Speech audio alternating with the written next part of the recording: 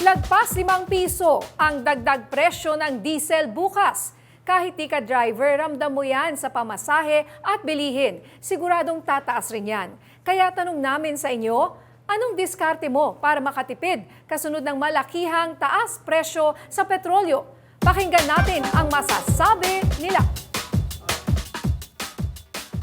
Dati ginagawa namin rolling. Takbo rito, takbo ron. Ngayon mangyayari, standby na kami habang nag-aantay ng booking. Wala ka naman magagawa talaga kung nagtaas ng presyo ng gasolina. Hindi mo naman mapipigilan ng pagtaas ng gasolina. Pahinga-hinga kung yung walang pasahero para hindi masyado malakas sa gas. Pila-pila lang muna kami. Pagka medyo walang pasahero, walang booking, tambay lang muna. Hindi pwede yung biyahe ka ng biyahe kasi mahirap Lalong-lalo na ngayon, tataas na naman. Laki ng tinaas Ang diskarte ko, pag walang pasahero, pinapatay ko yung aircon. Abintalador ko, ayan Pipila, ayan. Pagka nakapila ka, tinutulak ko. Patay lahat ng makina. Iwasan na yung pag-alagala. Mag point to point na lang. Pumunta ka na lang doon sa talagang sakayin lugar.